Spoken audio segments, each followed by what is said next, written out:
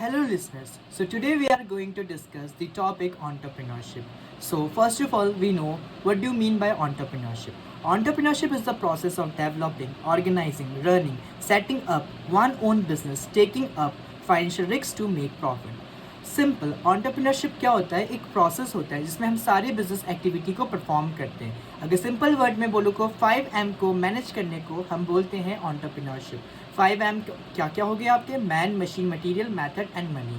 इस 5M को manage करने को हम बोलते हैं entrepreneurship. Now we are moving to next part. Who is entrepreneur? The person who set up his own business, take its responsibility, financial risks to make profit is known as entrepreneur. Simple, entrepreneur is the person who come in market with the innovative idea, and the purpose of the entrepreneur is to make profit, earn profit and social benefit. Simple entrepreneur क्या होता है? एक person होता है जो market में आता है इनोवेटिव आइडियाज़ के साथ. उसका पर्पस होता है प्रॉफिट अर्न करना और सोशल बेनिफिट मतलब सोशल वेलफेयरिंग करना. सो आप देख सकते हो इस चार्ट में मैंने 3 चीज़ दे रखा है: entrepreneur, entrepreneurship एंड एंटरप्राइज. सो इसका मतलब क्या होता है हम जान लेते हैं. entrepreneur क्या होता है? सिंपल, द पर्सन जो इनोवेटिव आइडिया के संग मार्केट में आता है, जो उसको आइडिया होता है उसे रियलिटी में कन्वर्ट होता है करना होता है. उसके बाद आपका आता है ऑन्टरप्रेन्योरशिप, द प्रोसेस. वो आइडिया को रियलिटी में कन्वर्ट करने में क्या क्या प्रोसेस वो यूज़ कर रहा है उसे ऑन्टरप्रेन्योरशिप बोलते हैं. And the last one is the enterprise. Enterprise क्या होता है? जब उसने आइडिया अपना कन्वर्ट कर दिया रियलिटी में, उससे उसका आउटकम क्या निकला, उसका रिजल्ट क्या निकला, उसको हम बोलते हैं enterprise. Now we are talking about the needs and importance of entrepreneurship. सबसे पहले नीड क्या होती है एंटरप्रेन्योरशिप की? Life line of the nation. No country can develop without the development of entrepreneurship. So every country tries to increase its trade by having more enterprises help to measure the development of country. अब entrepreneur कैसे हमारे life line of the nation हो सकता है? Simple, अगर आप बात करते हैं कंट्री की, अगर कोई उस कंट्री में छोटे छोटे बिजनेस नहीं है तो उसकी डेवलपमेंट कैसे होगी? ज़्यादा से ज़्यादा अगर बिजनेस डेवलप होगा तभी तो हमारा नेशन क्या होगा? डेवलप होगा. इसलिए हमारा life line of the nation होता है entrepreneurship. Second one is provide innovation. Entrepreneurs are innovators who develop new business ideas, tries new method of production, new technology, now ways of marketing. Simple. मैंने आपको entrepreneur के development entrepreneur के definition में ये बताया था कि entrepreneur क्या होता है?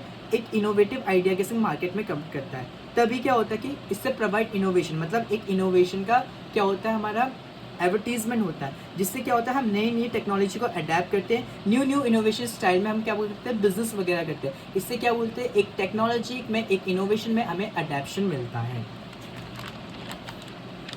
Now we talking about the growth and development of the country. अब एंटरप्रेन्योरशिप हमारी ग्रोथ और डेवलपमेंट ऑफ कंट्री में बहुत हेल्प करता है.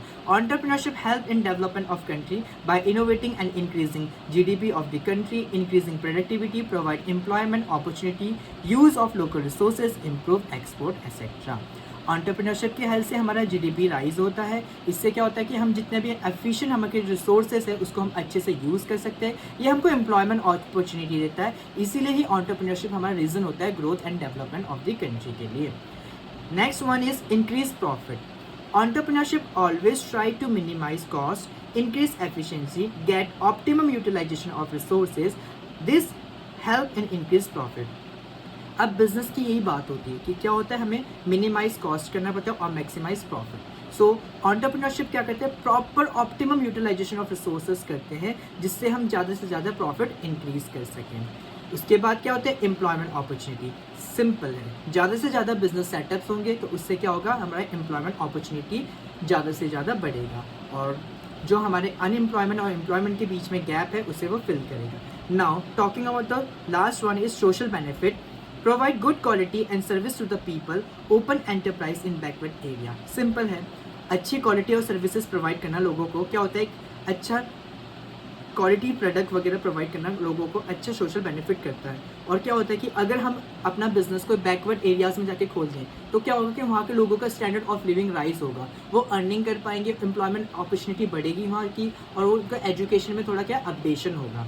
नाउ हम बात करते हैं trade and quality of entrepreneurs. एक एंटरप्रेन्योर के अंदर क्या क्या ट्रेड्स एंड क्वालिटीज़ होनी चाहिए? सबसे पहले बात करते हैं हम इनोवेशन एबिलिटी. उसके पास एक इनोवेटिव माइंड होना चाहिए, एक क्रिएटिविटी होनी चाहिए उसके अंदर। जब भी वो मार्केट में आए एक इनोवेटिव आइडिया के संग में आए, जिससे क्या होगा कि इनोवेशन देख के ज़्यादा से ज़्यादा कस्टमर उस पर संग ग्रैब कर सके। Second one is desire to accomplish, मतलब उसके अंदर एक जील होनी चाहिए, एक हंगर होनी चाहिए कि जो गोल मैंने सेटअप कर रखा उसे मुझे by hook by crook achieve करना ही करना है।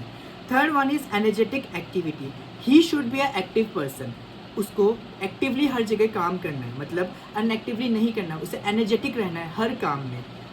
Fourth one is risk bearing, मतलब he should a risk taker, अगर प्रॉफिट हो रहा है तो उसे खुद के लिए रिस्पॉन्सिबिलिटी लेना है, अगर लॉस हो रहा है तो उसे खुद रिस्पॉन्सिबिलिटी करना है, क्योंकि आप लोग को पता है बिजनेस और रिस्क का क्या एक रिलेशनशिप होता है, जहाँ बिजनेस होगा वहाँ रिस्क होगा ही होगा, जहाँ रिस्क होगा वहाँ बिजनेस होगा।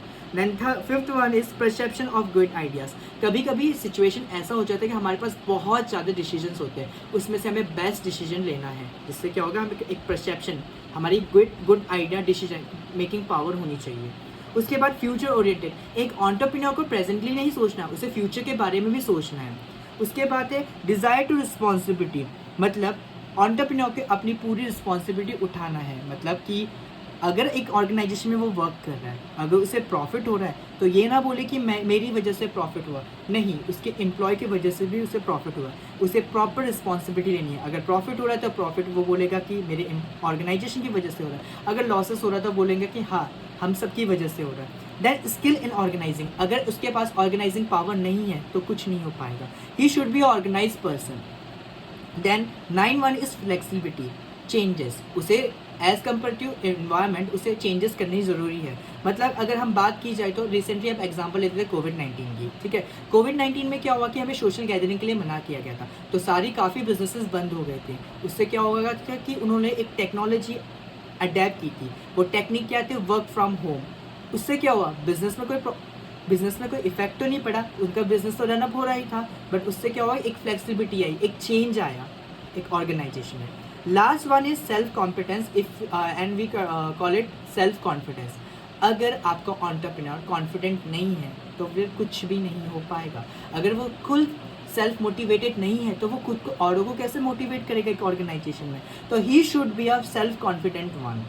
Now we talking about the types of entrepreneurship. अब कितने टाइप के एंटरप्रेन्योरशिप होते हैं, सबसे पहले आते हैं इनोवेटिव एंटरप्रेन्योरशिप। इनोवेटिव एंटरप्रेन्योरशिप कौन होते हैं, जो एक न्यू आइडिया, इनोवेटिव आइडिया के संग मार्केट में आते हैं, simple. Second one is imitative entrepreneurship. Imitative entrepreneurship का मतलब क्या होता है, जो कॉपी करते हैं, जो करंट टेक्निक्स आपके मार्केट में चल रहे होते हैं उन लोग को क्या करते हैं, कॉपी करते हैं, उसमें थोड़ा सा इम्प्रूवमेंट करके वो प्रोडक्ट लेके आते हैं मार्केट में, उसे बोलते हैं imitative entrepreneurship. Third one is favour entrepreneurship. ये लोग वैसे होते हैं जो अफ्रेड टू चेंज होते हैं, वो इम्प्लीमेंटेशन करने में बहुत डरते हैं, सिंपल सा। तो इसमें एक ऐसा पॉइंट आता है, ऐसा पीक, जब उन्हें कुछ चेंज करना होता है तभी जाके ही वो चेंज करते हैं। मतलब उनको एक प्रेशराइज इन्वायरमेंट मिल जाता है, नहीं आपको अब चेंज करना है तो चेंज करना है, तब जाके ही फेवर एंटरप्रेन्योरशिप अपने ऑर्गेनाइजेशन में इम्प्लीमेंट करते हैं। Last one is drone entrepreneurship. Simple है, ये सेटिस्फाई रहते हैं जो भी इन लोग ने प्रोसीजर अडेप्ट किया होता है स्टार्टिंग के टाइम में। तो जो भी इन लोग ने प्रोसीजर, मतलब एक बिजनेस स्टार्टिंग से चला रहे हैं उसी में ही ये सेटिस्फाइड है, ये कोई चेंज वगैरह इम्प्लीमेंटेशन वगैरह कुछ नहीं करते। सो ये क्या थे, types of entrepreneur. So entrepreneurship में ही दो टॉपिक और आते हैं, एक होता है एंटरप्रेन्योर और दूसरा होता है वुमेन एंटरप्रेन्योर। अब ये दोनों क्या होते हैं, चलो हम लोग जान लेते हैं। First one, entrepreneur. He is an employee who take direct responsibility, turning an idea into a profitability, new product, services, business, etc. They are creative, innovative people who work within the framework of organization. He remain on the payroll of company, does not bear any risks. अब simple entrepreneur कौन होते हैं, entrepreneur एक employ होता है organisation का, जो act करता है एंटरप्रेन्योर की तरह, वो सारी रिस्पॉन्सिबिलिटीज लेता है और बिजनेस में करता है। सिंपल सा, वो क्रिएटिव होता है, इनोवेटिव होता है और सारे फ्रेमवर्क्स ऑफ द ऑर्गेनाइजेशन को मैनेज करता है। सिंपल क्या होता है कि वो सारे प्रॉफिट्स वगैरह लेता है, बट वो रिस्क नहीं बेयर करता है क्योंकि वो एक एम्प्लॉय होता है। अब नाउ आप लोग पूछेंगे एंटरप्रेन्योर एंटरप्रेन्योर में क्या डिफरेंस है। सिंपल, एंटरप्रेन्योर कौन होता है, आपका owner of the company, and entrepreneur कौन होता है, employ of the company who act as a entrepreneur. Simple. Now we're talking about the woman entrepreneur. And who is a woman entrepreneur now? Meaning a person who is a female and who has started a business of her own.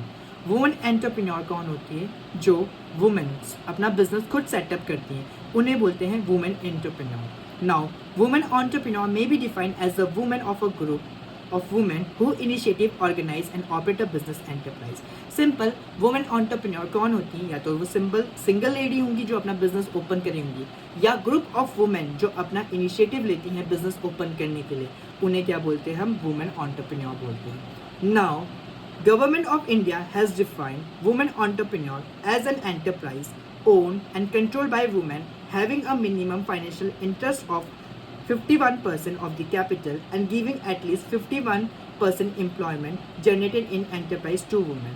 Simple आपका government of India ने बोल रखा है अगर 51% capital कोई women एक organisation में लगाती है या 55% एम्प्लॉयमेंट जनरेट करती है फॉर वुमेन्स के लिए, तो उसे क्या बोलते हैं? Women entrepreneurs.